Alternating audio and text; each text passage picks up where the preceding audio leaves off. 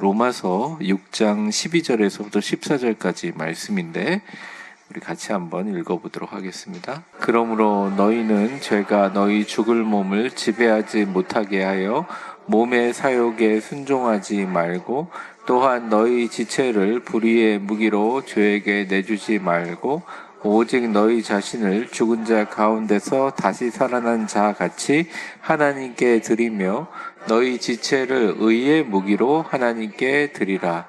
죄가 너희를 주장하지 못하리니 이는 너희가 법 아래 있지 아니하고 은혜 아래 있음이라. 아멘. 오늘은 믿음으로 사는 생활이라는 제목으로 수요예배 로마서 23번째 강의 시작하겠습니다. 지금까지 한 22번의 모든 강의는 기독교 근본 교리에 대한 강의였다면 오늘은 어떻게 보면 기독교 윤리에 관한 강의라고 할 수 있습니다. 너무 당연한 말이고 또 우리 크리스찬들이 이런 마음을 가지고 살아야 한다는 것을 여러분들이 모르시지 않을 거라 생각합니다. 그래서 오늘 성경의 말씀의 뜻을 설명하는 것도 물론 의미가 있지만 사실 더 중요한 것은 이 말씀대로 우리가 어떻게 실천할 것인가가 더 중요한 문제인 것 같습니다.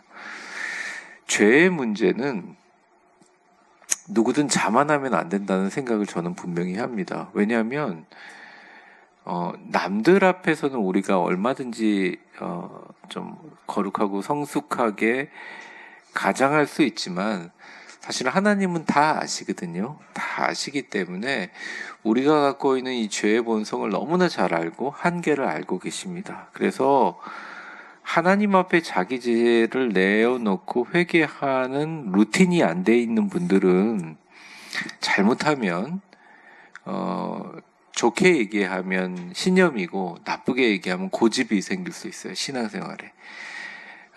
매일 매순간 새벽을 깨우시는 분은 더 좋겠지만 또 우리가 음성교태를 매일 하니까 매일 매순간 주님 앞에 물어야 됩니다. 내가 지금 하고 있는 게 맞는 건가요? 물어봐야 됩니다. 그러니까 판단의 주체는 하나님이시기 때문에 우리가 지금까지 생각하던 모든 판단보다 더 깊고 섬세하게 자기 자신을 되돌아보면서 죄의 문제에 대해서는 하나님 앞에 온전히 내려놓는 겸손과 감사가 필요한 거예요. 사실은 그 문제에 대해서도 제일 이제 자유롭지 못하신 분들이 목회자라고 생각합니다.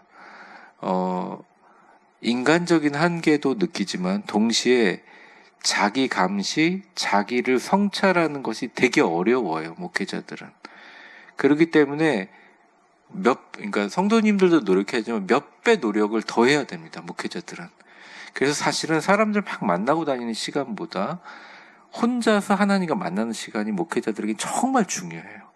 네, 그래서 사실은 목회자에게는 그게 쉼이기도 하고, 근데 여러분들도 마찬가지입니다. 너무 바쁘게 사셨잖아요. 너무 힘들게 사셨잖아요. 그런데 이제 교회나 사람들하고 어울리면서 커뮤니티 관계를 잘 갖는 것도 물론 중요하죠.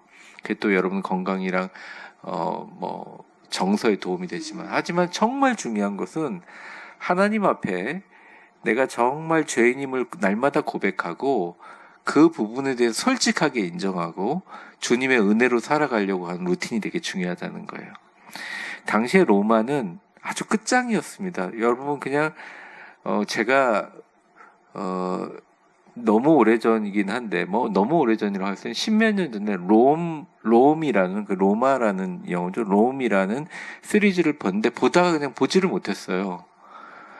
이 향락과 타락의 극치, 그러니까 요즘에는 도저히 상상할 수 없는 사람이 어떻게 저렇게까지 할 수 있을까 정도의 타락인데 이제 그 상황 속에서 기독교인들이 예수님을 믿고 살아가는 거죠. 이태리 로마에 가면 카타콤이 있고 또 그 카타콤과 완전히 반대되는 콜로세우스 경기장이 있습니다. 8만 명이 들어갈 수 있는 경기장에 사람들을 죽이는 검투사슬의 시합이 있었고 그리고 그에다가 물을 채워가지고 예전에 악티움 해전을 한다고 해서 배를 수백 개를 띄워놓고 전쟁하는 것을 보여줄 정도로 어마어마한 거. 지금도 8만 명 들어가는 곳이 있을까요? 어마어마한 규모잖아요. 그러니까 그렇게 하면서 완전히 이 황제라는 권력자들이 소위 말하는 백성들을 소위 우민화한 거죠. 불만 가지지 않고 그냥 적당하게 그들이 갖고 있는 인간의 죄의 본성들을 극대화시켜서 정치하게 아주 유도를 한 거죠. 근데 그런 배경이 있다는 걸 좀 생각해 보시면서 오늘 말씀을 살펴보도록 하겠습니다. 먼저 교재에 보시면 죄에게 지배당하지 말라 이렇게 12절에 남아 있습니다. 12절 우리 교재를 보시면 이렇게 나와 있죠. 그러므로 너희는 죄가 너희 죽을 몸을 지배하지 못하게 하여 몸의 사욕에 순종하지 말고 이렇게 나와 있습니다. 여기 밑에 교재에 보면 검은 동그라미가 있고 그러므로가 무슨 뜻이라고 했냐? 앞선 진리를 기반으로 한 결단 이렇게 돼 있죠? 이 앞선 진리가 뭘까요? 저를 보세요. 지난주에 말씀을 여러분들이 다 기억하고 계시겠지만 조금 리뷰를 해드리면 아주 간단하게 얘기하면 우리는 죄와 함께 십자가에서 못 박여 죽었기 때문에 우리가 죽은 것은 죄에 대해서도 죽은 거지만 그리스도로 인하여 다시 산 거다라고 하면서 우리의 모든 본질을 얘기했어요. 영적인 본질을. 자, 그럼 끝났느냐? 그게 이제 그러므로 그렇지만 그 말을 갖고 있지만 결단을 하나 해야 된다. 왜? 성도들이 십자가와 함께 죄를 자신에게 못 박았다고 하더라도 죄는 여전히 죽지 않고 우리의 죄의 성향 가운데 있기 때문입니다. 그 예수님이 제일 싫어하던, 예수님이 하나님이잖아요. 성령님도 하나님이고, 뭐 당연히 성부 하나님도 하나님인데 예수님이 제일 싫어하신 게 뭐였을까요? 예수님은 밖에 나가서 음식 사 먹는 거 너무 싫어하셨어요. 외식하는 거 싫어하셨잖아요. 제가 얘기하면 너무 웃어보는데 왜 이렇게 성경에 외식하지 말라는 말이 많이 나오는지. 그래서 외식할 때마다 겁나고 그렇습니다. 이런 얘기를 심각하게 듣는 분들은 뭔지 모르겠어요. 근데 이제 이 외식이라는 말이 요즘에 절대 쓰지 않는 말인데 진짜 이게 뭐냐면 겉다르고 속다르고 겉으로 볼 땐 너무 훌륭한 신앙이잖아요. 바리새인들이. 근데 예수님 잡아 죽일 때 자기랑 원수라고 생각하는 가장 원수라고 생각하는 사두개파와 헤롯 당파하고 합쳤죠. 힘을. 원칙이 없는 거예요. 자신의 권력들을 유지하기 위해서. 그러니까 가장 사람들 앞에 의로운 사람이지만 설마 저런 사람이. 근데 인간에 있는 죄성들은 이길 수 없다는 것입니다. 우리도 마찬가지죠. 목사님 저는 성령 충만해서 괜찮습니다. 근데 죄악된 환경으로 들어가면 이기기가 되게 어려워요. 예전에 저희 소망교회에서 목회를 할 때 정말 공부를 잘하는 친구가 있었어요. 우리나라 최고 명문대로 졸업했고 그때 세 그룹에서 땡겼다고 하죠. 서로 오라고. 지금 굉장히 그 그룹에 높은 위치에 올라갔지만 어린 나이인데도 그러니까 뭐 LG, 삼성, 현대에서 막 오라고 하면서 고민하다가 이제 대학부 담당자 목사를 찾아와서 저한테 얘기하는 거예요. 목사님 어떻게 하면 좋을까요? 어디에 가야 될까요? 그래서 제가 그때 했던 말이 아주 단순하게 신우회가 제일 잘 돼 있는 곳으로 가라. 그랬어요. 진짜로. 근데 검색해보니 LG가 제일 잘 돼 있다는 거예요. 당시에 LG는 컸거든요. 지금은 조금 그렇지만 지금 이사로 있습니다. 그 어린 나이에. 근데 눈에 그냥 바로 보자마자 그 다음날 바로 신청해서 글로 들어가더라고요. 그러니까 그 똑똑한 친구는 알았다는 거예요. 신우회가 안 되는 곳에 가서 복음을 전하고 그곳에 가서 신우회를 만드는 게 얼마나 힘들고 고통스러운 일인지. 그 조직의 문화에 들어서 바꾸는 게 얼마나 고통스러운, 왜 선교하러 안 가냐 이렇게 따지는 사람도 있죠. 월급 좀 더 주는 S에 들어가서 신우회 만들면 되지 않아 이렇게 얘기하는 사람도 충분히 많을 수 있잖아요. 근데 그게 말이 안 되는 게 그곳에 가서 만드는 행위는 숭고하나 우리의 인간의 연약함은 오히려 죄를 막으러 갔다가 죄에 같이 흡수되는 게 훨씬 더 많다는 것입니다. 우리 성도님들이 어렵고 힘든 분들을 위로하고 챙기고 또 너무 악하신 분들을 설득한다고 할 때마다 제가 늘 가슴이 두근두근 뛰어요. 왜 그러냐면 설득이 안 되고 거의 다 설득이 됩니다. 그래서 죄가 갖고 있는 힘을 간과하지 마라. 그 말씀 좀 드리고 싶어요. 그래서 보면 너희 죽을 몸을 지배하지 못하게 하라. 이러잖아요. 처음에는 되게 저 사람 진짜 나쁜 사람인 줄 알았는데 가까이 보고 밥 먹어보고 차 마셔보니까 은근히 좋은 사람이었네. 처음에는 명확한 판단이 있었는데 나중에는 판단이 안 돼요. 그리고 점점점 닮아가요. 이 죄를 지배하지 못하게 하라는 것은 그 당시에 신분제도를 나타내는 그런 용어이기도 합니다. 남북전쟁 후에 1865년에 미국에서 노예제도가 폐지됐어요. 근데 여러분 실제로 흑인분들이라 그러는 게 좀 뭐라고 좀 그냥 영어로 표현하자니 그런데 하여튼 좀 검은 분들 뭐라고 표현해야지 좋은 말인지 모르겠습니다. 제가 네 하여튼 우리가 얘기하는 좀 블랙 피플이라고 얘기하는데 그 영어로는 그런 분들이 이게 1, 2년 노예가 된 게 아니잖아요. 그러니까 노예제도가 폐지됐는데 집을 안 떠났어요. 뭐 가서 먹고 살 것도 없는 데다가 그냥 종처럼 10몇 년을 계속 그렇게 일했다는 거예요. 그리고 어느 공공장소에서 이제 백인이 나타나서 뭐라고 하면 뭐라고 할까봐 떨기도 하고. 그러니까 법적으로는 완벽하게 자유를 갖고 있지만 이 순종의 습관과 복종의 습관과 두려움이 남아있는 거예요.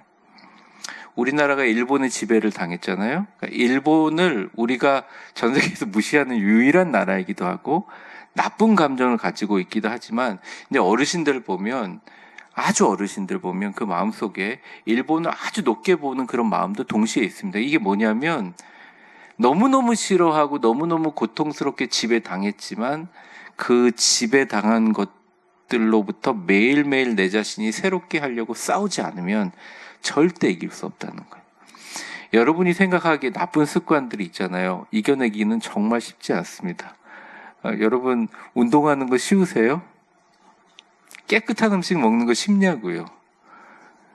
7시 이후에 아무것도 안 먹고 주무시면 피부 좋아진다는 거 알지만 쉽냐고요. 안 되잖아요. 저도 어저께 라면 끓여 먹었는데 새벽 일어날 때 너무 힘들더라고요. 그러니까 보면서 제가 이게 매일매일 싸워야 되는구나. 절대 교만하면 안 돼요. 중직자일수록 더 기도해야 되고 더 조심해야 돼요. 그리고 어려움이 생기면 주님께 의탁하면 낮아져야 됩니다. 근데 그게 결국 강한 거예요. 힘이 있는 거예요. 우리 사랑하는 성도님들, 또 우리 위대한 교회 성도님들은 이렇게 잘 날마다 승리하고 또 싸우고 이겨내셔서 너무 감사하고 저한테는 복이라고 생각합니다. 여기 보면 그러므로 이 첫 번째 동그라미 밑에 그 밑에 줄에 보면 이렇게 되어 있습니다. 우리가 그리스도와 연합하여 죄에 대해서 죽었고 의에 대해서 살아났다면 하고 이제 쉼표를 치고 이제는 실질적으로 죄가 다시 지배하지 못하도록 이제 싸움을 시작해야 되는 거예요. 부단히 죄와 싸워야 한다는 것이죠. 골로새서 3장 5절을 한번 보겠습니다. 한번 같이 화면을 보셔도 되고요. 네, 시작. 그러므로 땅에 있는 지체를 죽이라. 곧 음란과 부정과 사욕과 악한 정욕과 탐심이니 탐심은 우상 숭배니라. 네, 여러분 막 사람이 미워지고 속상해지고 가슴이 아프고 상처 입는 것들에 대한 해결 방법을 해답을 제시하지는 않았지만 지난주에 제가 뭐라고 했죠? 죽어야 된다. 죽는 수밖에 없다. 내 예전의 모습은 십자가에 주님과 함께 못 박혔다고 죽는 수밖에 없잖아요. 이게 바울이 얘기하는 겁니다. 골로새 교회를 통해서 음란과 부정과 사욕과 악한 정욕과 탐심에 있는 땅에 있는 모든 지체를 너희가 갖고 있는 지체를 죽이라 이렇게 얘기합니다.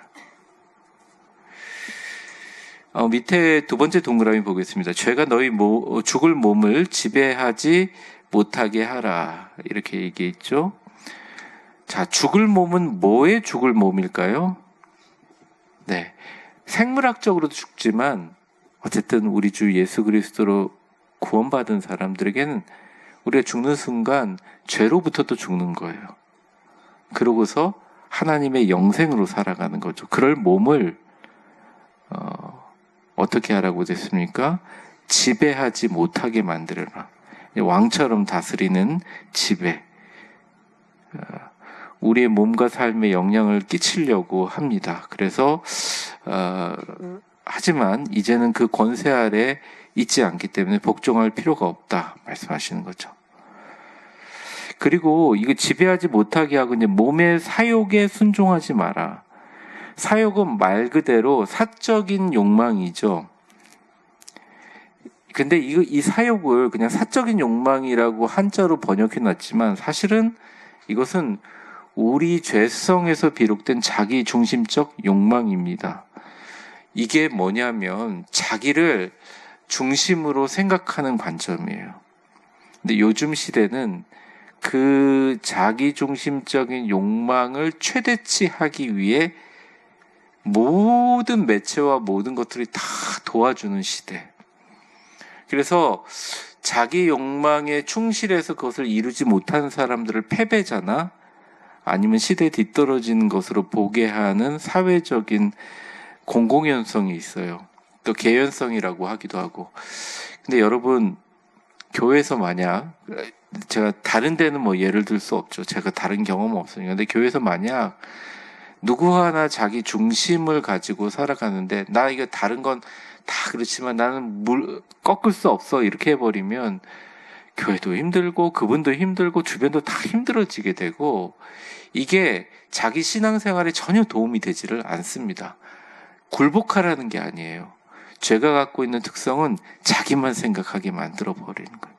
근데 이거를 제가 밝은 비단에서 정신을 차리게 만들고 아니구나.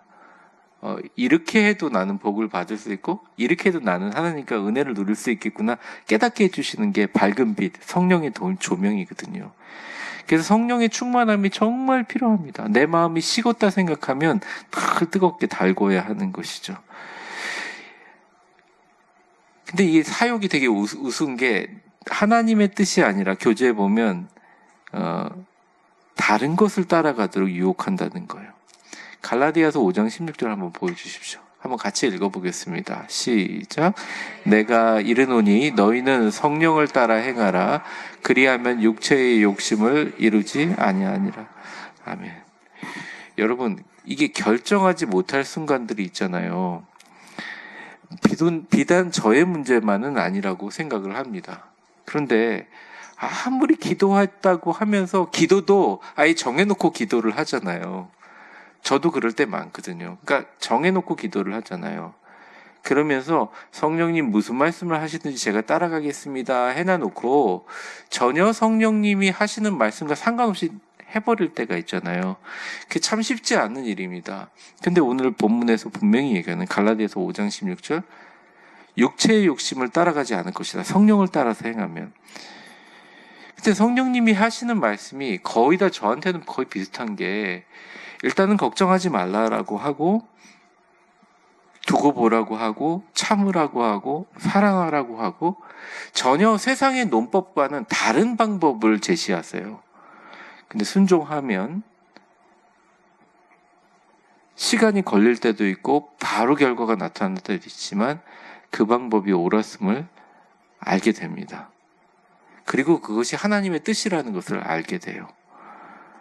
사랑하는 성도 여러분, 죄에게 지배당하지 말라라는 부정문보다 이제는 여러분들 예수님과 함께 성령 충만하여 죄로 죽은 몸에 끌려다니지 않는 능동적인 삶을 살아가기를 주의 이름으로 축원합니다. 적용만 쭉 읽어보겠습니다. 그 A번 적용 시작. 우리는 여전히 유혹받지만 죄가 나를 지배하지 못하게 하는 것은 믿음의 선택입니다. 매일의 삶에서 죄를 거절하는 결단이 필요합니다. 네. B번으로 넘어가겠습니다. B번 한번 초록색 글자 읽어볼까요? 시작. 자신을 하나님께 드리라.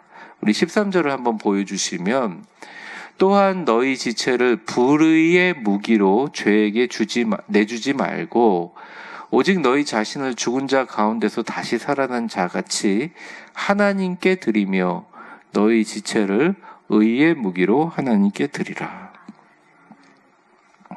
저는 여기서 빨간 글씨는 아니지만 너무 마음에 와닿는 게 뭐냐면 오직 너희 자신을 죽은 자 가운데서 다시 살아난 자 같이라는 말이었습니다. 죽다가 다시 살아나 보신 적이 있으신가요? 저는 사실은 없거든요. 근데 그런 분들 간증 되게 많이 하시지 않습니까? 제가 한국에 교회에 왔을 때 장로님이 간증을 하시는데 그분도 지금도 간증하고 다니시더라고요. 너무너무 평생 곱추로 고생하셨는데 뭐 아시겠지만 나도 성령 충만이라는 거 한번 받아보고 싶다고 막 기도하면서 갑자기 어느 순간 목구멍서부터 이 항문이라고 하죠,까지 불로 된 기둥 같은 게 콱 박히는 듯한 엄청난 통증을 느꼈대요.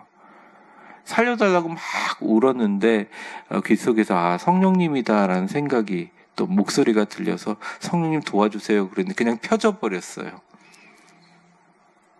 그러니까 한번 생각해 보세요. 그렇게 똑똑하고 그렇게 돈이 많았는데 평생 곱추로 사는 게 얼마나 힘드셨겠어요. 그분이 이제 난 사업이고 뭐 난 이제 복음 증거하고 살겠다. 이게 자기가 완전히 변화되는 삶이거든요. 죽다가 살아난. 한번 큰 죽음의 위기를 겪고 나서 살아난 사람들은 대부분 다 생각합니다. 내가 노력해서 살 수 있는 것도 아니고 이 죽음과 삶의 문제는 정말 내가 초연한 것도 아니고 그냥 그런 거구나. 받아들여지는 거죠. 예수 믿는 사람들은 뭐라고 표현하냐? 오직 너희 자신을 이렇게 취급해라. 죽은 자 가운데 다시 살아난 자 같이 하나님께 드려라. 제가 아는 목사님 한 분이 예전에 이제 북에서 오셨는데 양민들을 잡아서 공산당들이 이제 처형하고 막 시작하는데 자기도 총 맞은 줄 알고 이제 귀 옆에 총탄이 스치면서 깜짝 놀라서 땅바닥에 딱 엎드렸는데 다행인지 불행히 참 끔찍한 일이죠. 시체들 속으로 툭 누웠다는 겁니다. 그리고 이제 확인 사살을 하는데 당이 안 맞았다는 거예요. 그리고 죽을까봐 그 시체 속에 코를 박고 한 10시간을 누워있대요. 있었어요. 그리고 일어나면서 자신의 삶이 완전히 바뀐 거죠. 그러니까 이 사람이 한번 죽을 경험을 하면 나에게 주어진 하루하루가 얼마나 귀하고 복된 것인지를 알게 됩니다.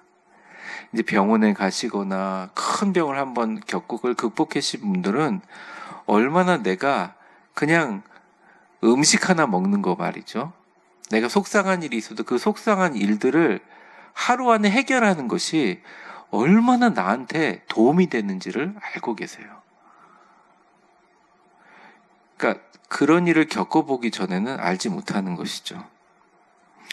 이 존 베이커라는 사람이 있었습니다. 그 사람이 이제 살고 있는 지역이 레이크 포레스트라는 곳인데 거기가 세들백 교회가 있는 곳이에요. 많은 분들이 이제 세들백 교회 얼바인이나 뭐 이렇게 있는데 그 라구나 비치 있는 게 아니라 고울한 도시가 있는데 좋은 도시입니다.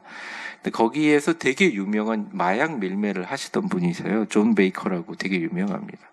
그리고 지독한 알코올 중독이었어요. 근데 이분이 성령 충만함을 받았어요. 근데 받은 계기가 마약 중독과 알코올 중독으로 사형 선고를 받았어요.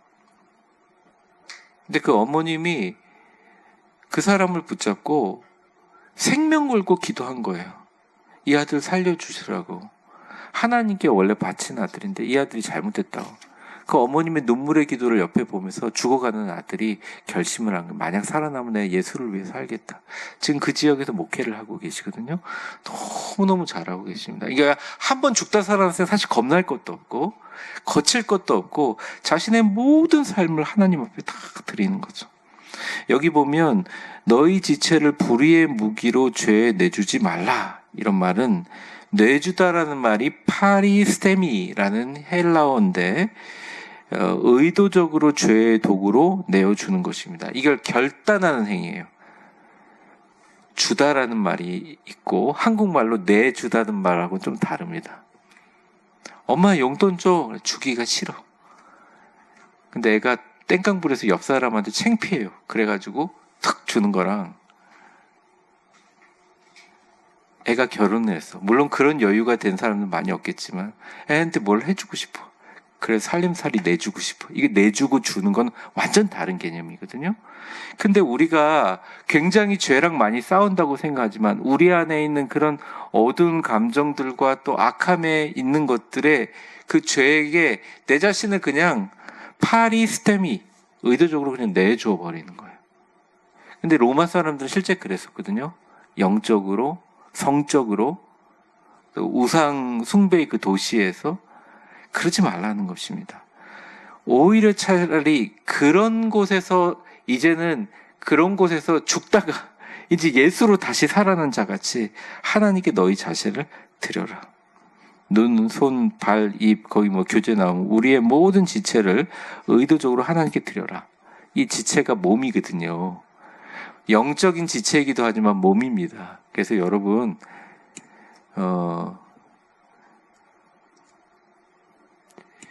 이렇게 방법이 없죠. 뭐 원래 약하게 태어난 사람들은 방법은 없지만 그래도 관리를 잘하고 깨끗한 것을 먹고 잠을 잘 자고 그리고 나쁜 마음이나 힘든 마음이 있을 때 빨리 잊어버리려고 하나님께 붙들고 내 머리서부터 발끝까지 나의 몸의 모든 부분을 깨끗하게 하려고 노력을 하면 뭐 겉으로도 뭐 얼굴에 빛이 난다든지 뭐 몸도 좋아지고 뭐 피 검사에서 좋아지고 이런 것도 있지만 실제로 하나님이 거하시는 이 성령의 전에 대한 이 관리는 굉장히 많이 달라져요. 제가 그때 또 얘기했지만 근육 운동을 해라 라고 얘기하잖아요. 어떤 분들이 목사님 근육 운동해도 소용없대요. 근육 운동하다가 빨리 지쳐가지고 활성산소 많아서 빨리 죽는데요 막 이러잖아요.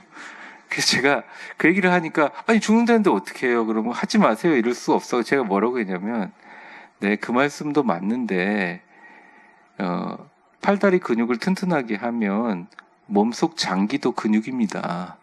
몸속 장기도 좋아져요. 그렇게 생각하세요. 그리고 웃고 말하는데 뭐 어디 헬스 대회 나갈 일이 있으세요? 뭐 없잖아요. 우리가 하는 일은 하나님 앞에 내 자신을 가장 깨끗하게 의의 무기로 하나님께 드려라.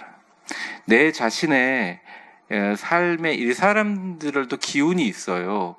이렇게 선하고 좋은 기운이 있으면 주변에 사람들이 몰려요. 그리고 이 사람이 복을 받아서 행복하잖아요. 그러면 긴장을 좀 풀어요. 다가와요, 사람들이. 여러분, 나의 잘됨, 나의 복이 결코 세상의 빛으로 전달되는 우리의 아름다운 예수님의 사명에 관련이 없다 하는 말을 믿지 마세요. 분명한 관련이 있습니다. 그래서 죄가 올 때 그래 언젠가 지나가겠지 이렇게 할 필요는 없다. 가끔 차에 이렇게 밖에다 세워놓으면 새똥이 떨어지기는 하는데 그럼 닦잖아요. 유리에도 닦고 잘 안 집어져요. 좀 이해가 안 되더라고요. 그래서 막 물티슈로 막 지우기도 하고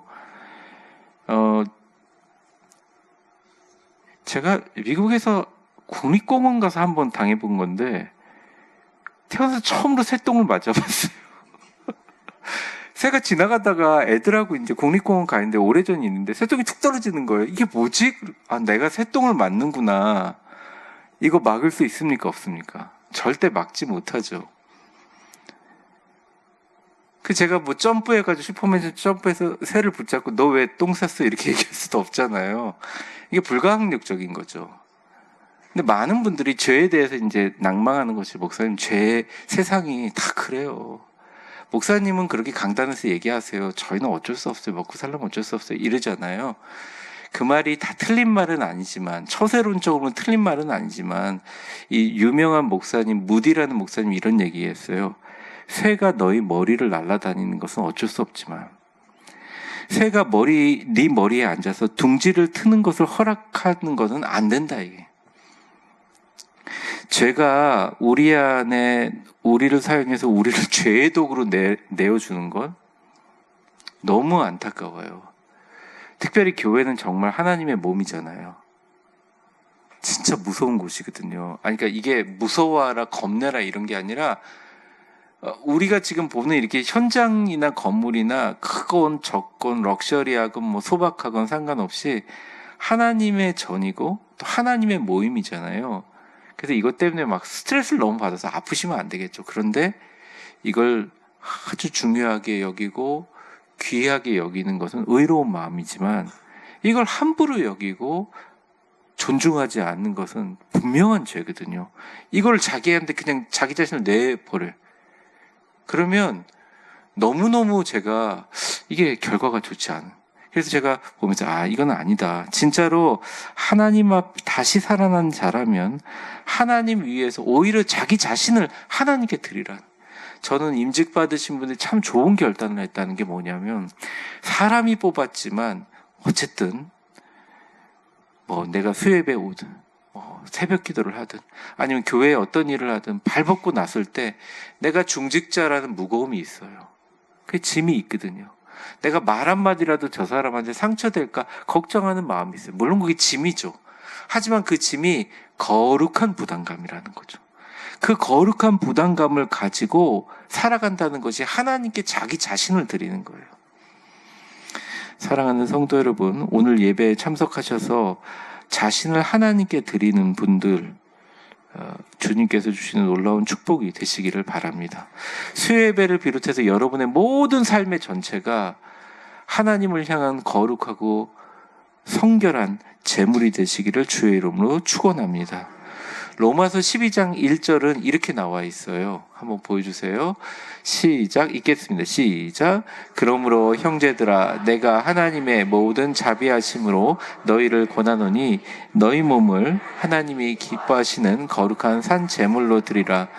이는 너희가 드릴 영적 아멘. 우리의 삶을 거룩한 산 제물로 우리가 드릴 영적 예배로. 그래서 여기 교재 보면 무엇을 하지 말아야 하는 것에서 넘어서서 무엇을 위해서 사는가가 중요하다. 밑에 동그라미 한번 읽어보겠습니다. 의의 무기로 하나님께 드리라. 같이 읽어보겠습니다. 의의 무기로 시작. 의의 무기로 하나님께 드리라. 무기는 전쟁을 위한 도구입니다.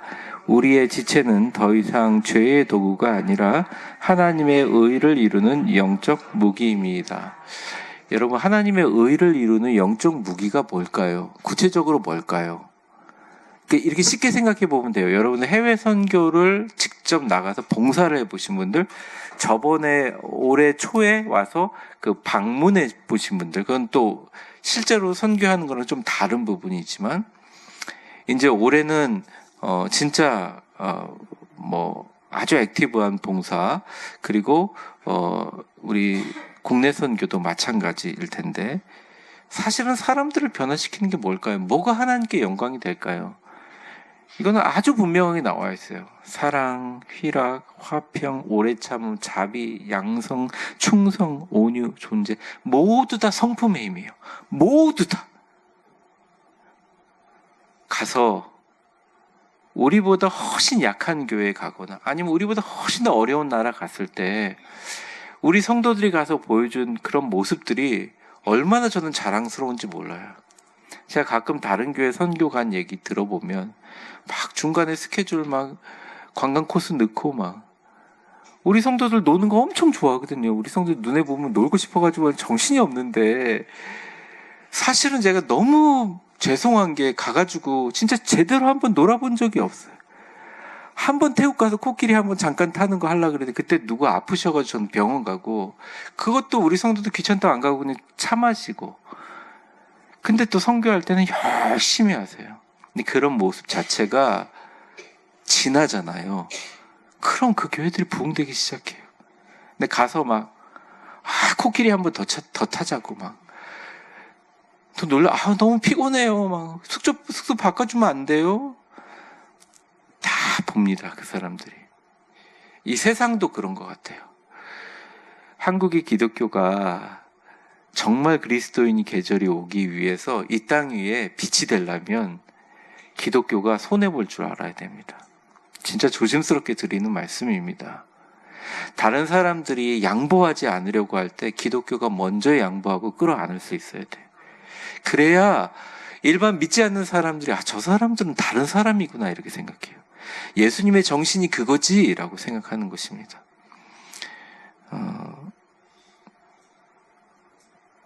자, 우리 적용 한번 보겠습니다. 같이 읽어보죠. 두 번째 시작.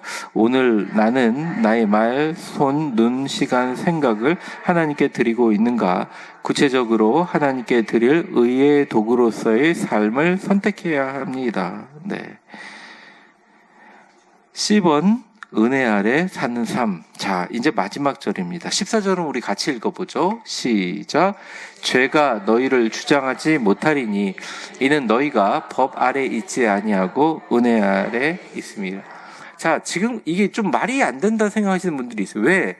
죄와 싸우라고 해놔놓고서 아니 주장하지도 못할 죄랑 뭐라고 싸워요? 이게 말이 안 되잖아요. 근데 이건 헬라어 원어를 좀 보면 약간 이해가 됩니다. 우퀴리 유세이라는 말 자체가 이게 분사하고 뭐 이렇게 현재형이 되게 복잡한데 쉽게 얘기하면 이거예요. 죄가 너희를 앞으로 주장하지 못한다는 미래형만 얘기하는 게 아니라 현재도 그렇고 미래도 그렇고 영원히라는 지속성을 의미하는 거죠. 이게 뭐냐면 죄라는 것은 우리를 미혹할 수 있고 하나님과 멀어지게 만들 수 있지만 끝까지 내가 예수 그리스도의 십자가 피보혈을 의지하는 사람들이 하나님이 우리에게 주신 부활의 생명을 뺏게 만들 수는 없어요. 아무리 마귀가 우리를 힘들게 하고 어렵게 할 수 있지만 주님을 영접하고 예수 그리스도의 피 보혈의 권세를 믿는 자에게는 그 구원의 역사는 이 세상이 그 어떤 것도 빼앗을 수 없어요. 하나님의 사랑도 마찬가지입니다. 자녀의 권세 또한 마찬가지인 거예요. 우리가 자녀로서 가지고 있는 권세들 어떻게 할 수 없어요. 아, 목사님 그런데 예수 믿고 정말 신앙생활 잘하시는 분인데 병 들어가지고 너무 외롭게 고통당하며 돌아가시는 분들 봤는데 이런 일들은 어떻게 되는 겁니까? 악한 사람들은 떵떵이 잘 살고 이제 그런 아주 우리가 인간이 풀지 못하는 운명의 문제가 있지만 저도 거기에 대해서 좀 말씀을 드리고 싶은 게 그럼에도 불구하고 그의 죽음의 모습만 보는 게 아니라 죽고 나서의 그 이후의 모습은 하나님이 끝까지 그 고통 가운데 붙들었던 그의 영혼을 받으셨다는 거예요. 근데 제가 여러분에게 그럼에도 불구하고 운명론으로 살지 말고 건강하라고 드리는 말씀은 하나님께 잘 쓰임받아야 될 거 아니에요. 그렇죠? 여러분들 다 그렇게 되시기를 주의 이름으로 축원합니다. 이는 너희가 이후에 법 아래 있지 않고 은혜 아래 있다. 첫 번째 동그라미 보면 죄가 너희를 주장하지 못하리니까 주장은 지배하고 다스린다는 뜻, 죄는 왕자에서 쫓아났고 은혜의 왕자에 앉았습니다. 로마서 5장 21절 한번 보여주세요. 그냥 이게 설명이에요. 의로 말미암아 왕노릇하여 은혜도 우리 주 예수 그리스도로 말미암아 영생에 이르게 함이니라. 우리가 볼 땐 저 사람 끝났다. 저 사람 너무 나빠. 저 사람은 왜 저러지? 그래도 여러분 기억하셔야 됩니다. 하나님께서 그 사람을 은혜로 기독교인을 만들어 주셨어요. 그러니까 저도 참 많은 시간 미움도 있었고 속상함도 있었고 좀 서운함도 많았었는데 결국 기도해 보면 이런 거예요. 하나님이 저 사람을 구원한 은혜와 주님이 나 같은 사람을 구원한 은혜가 다른가? 전혀 다르지 않아요. 그렇다고 똑같이 그냥 가치를 부여하라는 말이 아니라 제가 드리는 말씀은 하나님이 우리에게 주시는 은혜가 그만큼 크다는 것입니다. 그만큼 우주적이라는 것입니다. 은혜가 죄가 우리를 주장하지 못할 정도로 은혜가 우리를 붙들어 버린다.